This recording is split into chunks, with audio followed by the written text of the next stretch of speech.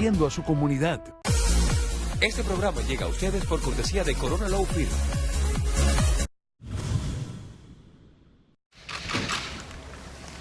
Francia califica de puñalada por la espalda el acuerdo de defensa alcanzado por Estados Unidos con el Reino Unido y Australia. El pacto en la región Indo-Pacífica supone que Canberra abandona un importante contrato de compra de submarinos franceses por unos 56.000 millones de euros. Para el jefe de la diplomacia europea es una señal de que Europa debe sobrevivir por sí misma. Esta jugada de Washington sorprendió a muchos en el viejo continente. Dicen que Biden ha actuado al estilo Trump. Objetivo: contener el avance de China en el Pacífico. El secretario de Estado estadounidense trataba de calmar los ánimos, alabando la labor de Francia en la región Indo-Pacífica. Biden mantendrá contactos de alto nivel con Francia para limar asperezas, pese a que Washington insiste en que París sabía que Australia iba a firmar con ellos. Francia es el único país europeo con posesiones territoriales importantes o una presencia militar permanente en el Pacífico. Bueno, y esta es otra crisis realmente que se suma a las tensiones que hay en diversas partes del mundo en la actual administración. Tenemos para este segmento a Stephanie Londoño, profesora de FIU, a quien agradecemos que esté con nosotros hoy vía Skype, y vía Skype también de Washington, D.C., Michael Monroy, analista conservador.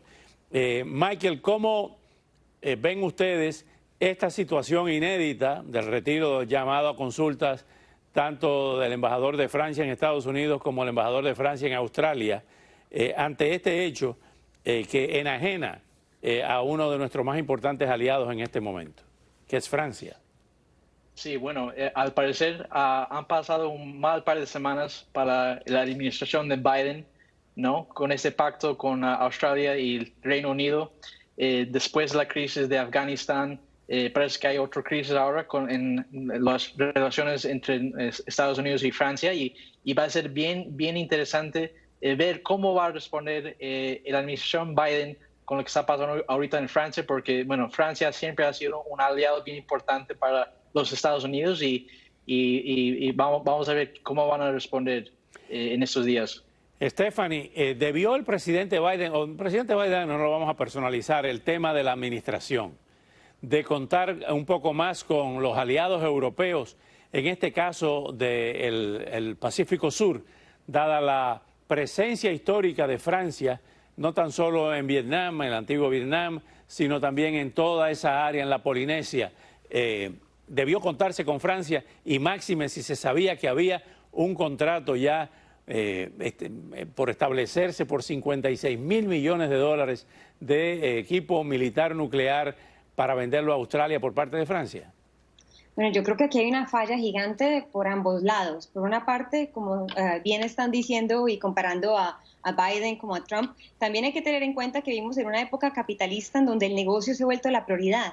Entonces, los valores que tenemos se están confundiendo y eso es peligrosísimo cuando venimos a hablar de la diplomacia internacional. Por un lado, yo creo que Estados Unidos sí tiene que tener en cuenta mucho tacto con estos aliados, aunque nosotros seamos precisamente los que apoyamos militarmente los primeros a Francia y efectivamente que estamos en los océanos que también protegen que estamos ahí con Australia. O sea, por ambos lados tenemos mucho derecho a ese negocio, pero por otro lado sí hay que tener en cuenta, obviamente, esas sensibilidades, que no me parece que el presidente francés en realidad haya tomado la decisión correcta, eso de sacar, digamos, el as bajo la manga, el peso pesado, si se quiere, para negociar algún tipo de cambio aquí. Yo creo que eso de sacar a los embajadores es bastante peligroso, sobre todo cuando se tiene en juego la diplomacia, ¿no?, internacional. Ahora bien, debemos imaginarnos también las presiones que tiene el presidente Macron con los grupos de interés y el aparato militar industrial francés cuando se le ha caído un contrato por 56.000 millones de dólares. ¿O no? Obviamente, es que no es una cifra pequeña tampoco, pero ahí vamos, o sea, ¿qué vale más, no? ¿Cuál es el costo que queremos en verdad tener en cuenta como con más valor, no? Tener una buena relación con los Estados Unidos, ¿no?, y Francia, para ambos lados, o una cifra que en verdad, o sea, 56 millones de euros, ¿no? No es una cifra pequeña, así que yo creo que ambos lados en verdad tuvieron una falla ética, si se quiere. Michael Monroy, hay una situación de mucha tensión en Washington. En las últimas horas, inclusive vemos en las imágenes el nuevo muro las nuevas vallas para proteger los organismos que representan el sistema norteamericano. Hay una manifestación este 18 de septiembre y el expresidente Trump ha dado unas declaraciones de que respalda a los manifestantes del día 6. ¿Cómo ve esta situación que evidentemente es de crispación en la política norteamericana en la capital? Bueno, lo que pasó enero 6 fue un día bien terrible en la historia de los Estados Unidos, especialmente para mí, viviendo siendo un local de Washington. Yo tengo muchos amigos que trabajan en el Congreso y han pasado mucho miedo, y yo también me asusté para mis amigos, y fue un día bien triste. Realmente la violencia nunca es la solución. Pero al mismo vez hay que respetar que en los Estados Unidos la Constitución nos da el derecho de poder expresarnos, y eso se debe respetar y eso se debe mantener. Pero espero que mañana no vea violencia, espero que sea pacífico, y de esa manera podemos seguir protestando y respetando esos derechos, no importa qué opinión uno tenga en cualquier parte del país. Stephanie, ¿qué puede pasar mañana? Bueno, yo creo que estoy de acuerdo con Michael en que todos tenemos el derecho a la protesta. Eso es algo que hace muy único a los Estados Unidos con este proyecto de multiculturalismo, ¿verdad?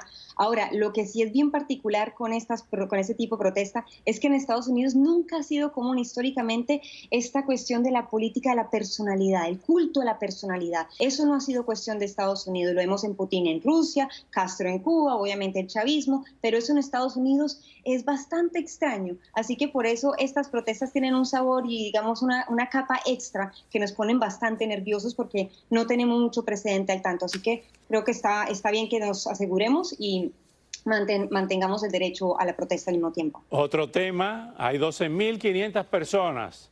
12.500 personas al caer la tarde de hoy bajo el puente en la frontera, allá en Del Río, Texas. Vamos a escuchar lo que dijo sobre este tema el senador por Texas, precisamente Ted Cruz. El 8 de septiembre, la administración Biden tomó la decisión de cancelar los vuelos de deportación a Haití. La gran mayoría de estos inmigrantes ilegales que cruzan del río provienen de Acuña. Cuando tomaron esa decisión, hace 8 días, entre 700 y 1.000 personas descubrieron que podían quedarse. Michael, hace varios días estábamos comentando aquí con los compañeros y con otros colegas periodistas, que no pierdan de vista lo que está ocurriendo en Haití, una desintegración del Estado haitiano, y la Florida no está ajena a otro éxodo como en el año 94, y lo estamos viendo bajo ese puente. Ya hay 12.500 personas allí, en su gran mayoría haitianas, la misma cantidad de personas que estaban en la Embajada de Perú cuando el Mariel. ¿Cómo ve esta situación, Michael?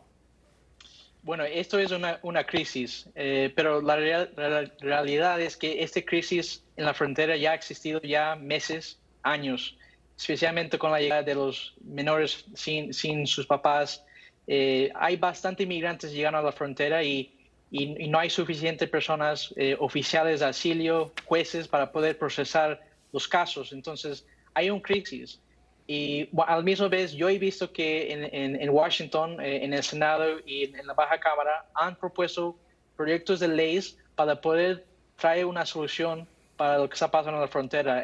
Un proyecto de ley que se llama the Bipartisan Border Solutions Act, que es un proyecto de ley que el senador de Texas, Cornyn, y la senadora de Arizona, Sinema, han introducido para traer una solución para esta situación, aumentar los oficiales de auxilio, los jueces, los centros de procesamiento.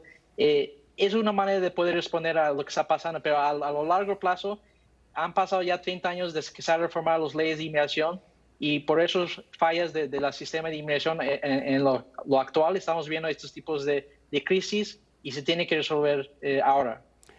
Stephanie, hay una decisión de un juez en el día de hoy que prohíbe expulsar a las familias de inmigrantes sin dejarles pedir asilo.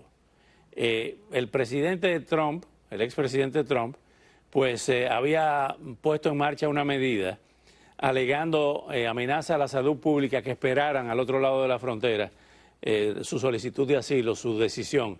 ¿Cómo ve esta decisión del juez hoy? Pues yo creo que va muy a la par con los valores que por lo menos Estados Unidos en su narrativa, ¿sí?, en su retórica internacional y local sí ha tenido. O sea, es muy importante lo que Estados Unidos proponga como símbolo, yo creo, de inclusión, ¿no? Sobre todo de aquel que necesita asilo, que necesita obviamente ser protegido de diferentes situaciones peligrosas en sus otros países. Así que me parece que este juez ha tomado una decisión muy a la par del espíritu retórico de los Estados Unidos, así que me parece una buena noticia. Michael Monroy, su opinión como conservador de esta reversión, pudiéramos decir, del título 42 que se aprobó en la administración Trump. Bueno, yo también estoy de acuerdo. Este país siempre ha sido bien generoso en recibir a los migrantes, especialmente a la gente que están pidiendo asilo. Y hemos vivido unos meses durante la pandemia bien difícil y por razones de salud y otras razones han cerrado la frontera o dejaron de procesar dentro de los Estados Unidos. Es una situación bien difícil. Y bueno, tiene que haber proyectos de ley del Congreso para poder resolver la situación. Yo creo que Texas solo, Arizona solo, los estados en la frontera solos no lo van a poder resolver. Van a necesitar el apoyo del Congreso y de este presidente para llegar a soluciones que los dos partidos pueden estar en acuerdo con. Gracias, Michael. Gracias, Stephanie. Hasta una próxima oportunidad. Al regresar, el régimen de Nicolás Maduro amenaza